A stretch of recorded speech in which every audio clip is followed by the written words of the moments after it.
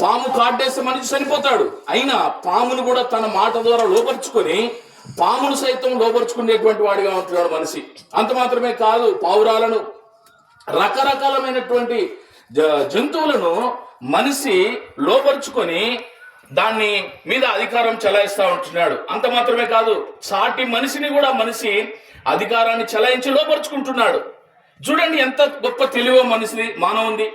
అయితే చూడండి, ఇన్నిటిని లోపరుచుకునేటువంటి ఈ మనిషి, మనుషుడు నివసించలేని ప్రాంతానికి వెళ్తున్నటువంటి ఈ మనిషి అన్నిటినీ లోపరుచుకుంటున్నాడు.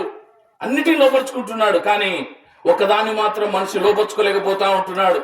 ప్రియులారా గమనించండి, ఒక పులిని లోపరుచుకున్నాడు, సింహాన్ని లోపరుచుకుంటున్నాడు, ఏనుగును లోపరుచుకుంటున్నాడు, అన్నిటిని లోపరుచుకునే మనిషి ఒకదాన్ని మాత్రం లోపరుచుకోలేకపోతున్నాడు. ప్రియులారా గమనిస్తారా? దేన్ని లోపరుచుకోలేడు?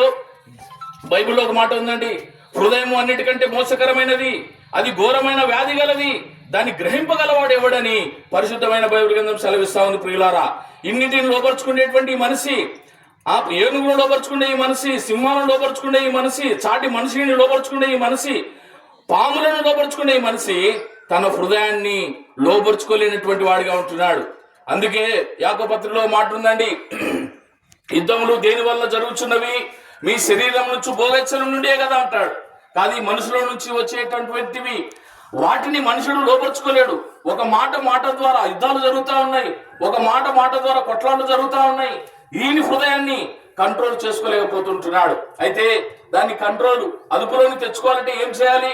ఏం చేస్తలేని మనుషుడు దాన్ని అదుపులోకి చేసుకోలేకపోతుంటున్నాడు. చూడండి, ఒక టీవీ ఖరాబ్ అయిపోతే అది టీవీ షాప్కి వెళ్తేనే రిపేర్ చేయగలడు. ఒక వాచ్ చెడిపోతే అది వాచ్ షాప్కి వెళ్తేనే అది రిపేర్ చేయగలడు. కానీ ఇప్పుడు మనిషి చెడిపోయినాడు.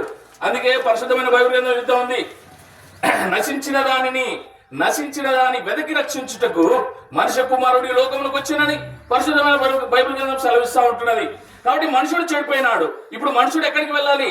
ఎక్కడికి వెళ్తే మనుషుడు బాగైతాడు అని అంటే ఆయన సృష్టించినటువంటి వాడి దగ్గరికి వెళ్ళాలని బైబిల్ సెలవిస్తా ఉంటున్నది. అందుకే దేవుడు ఏమంటాడు?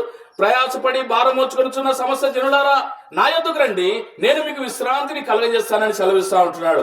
ఈ అన్నిటిని లోపరుచుకునే ఈ మనిషి తన హృదయాన్ని లోపరుచుకోలేకపోతున్నాడు. కారణం ఏంటంటే హృదయంలో పాపము, ద్వేషము, అసూయ, కలహము ఇవన్నీ లోపల ఉండడం వల్ల ఎదుటి మనిషిని ప్రేమించలేకపోతా ఉంటున్నాడు. అయితే ఆయన ఏమంటున్నాడంటే, నా యొద్దకు రండి, నేను మీకు విశ్రాంతిని కలుగజేస్తాను అంటున్నాడు.